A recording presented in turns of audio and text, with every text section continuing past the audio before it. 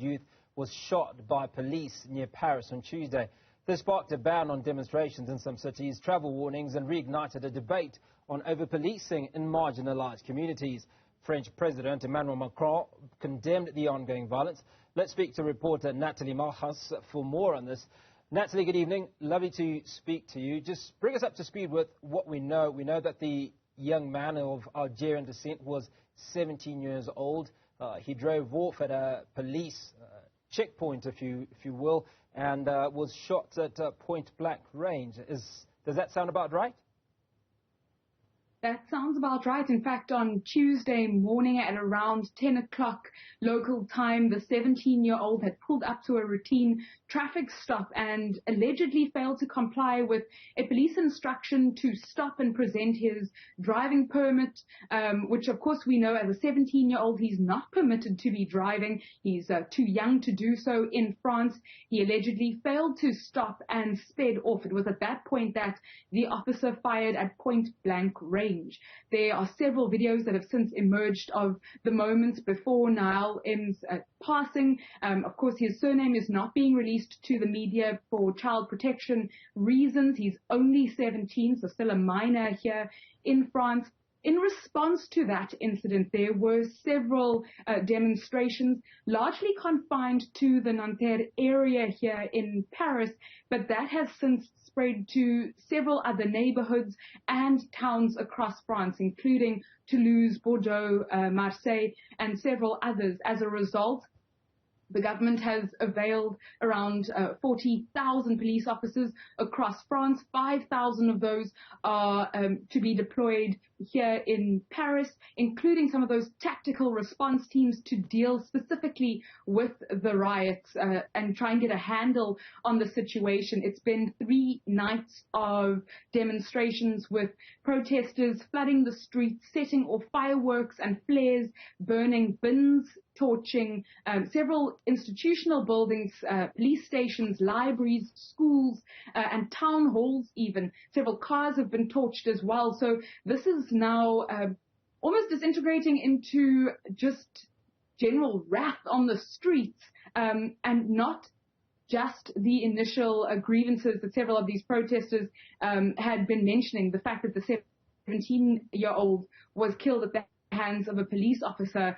Several socioeconomic issues are also being brought to the fore, including the heavy-handedness that several of these residents in the urban districts of France say they experience on a near daily basis, not just by the police, but by the French government.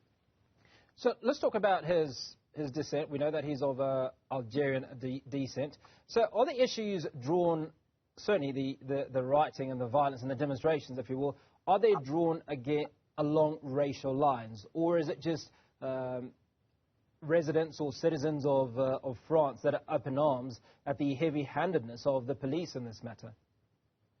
So it's a bit of both. This is a young man from an immigrant community in the urban districts of Paris.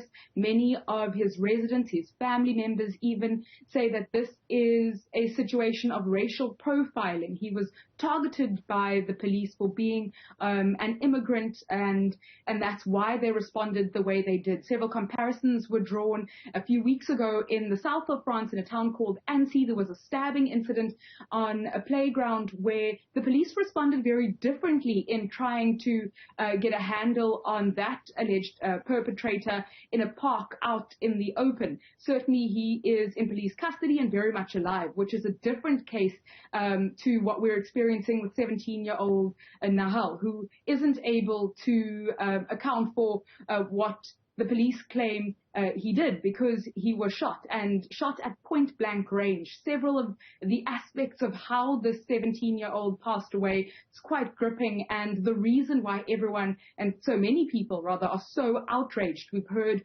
comments from several high-profile French people, including the captain of the national football team, Kylian Mbappe.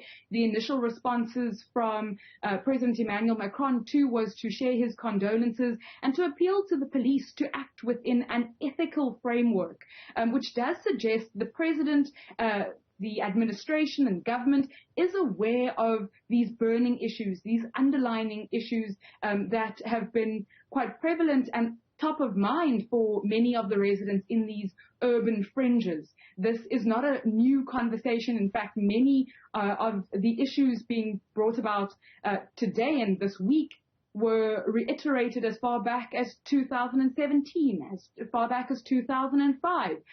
So the issue of discrimination, of racial profiling, of systemic racism within the institutions is certainly not a new one, and that's part of what has raised the ire of these communities because they feel completely overlooked and unheard.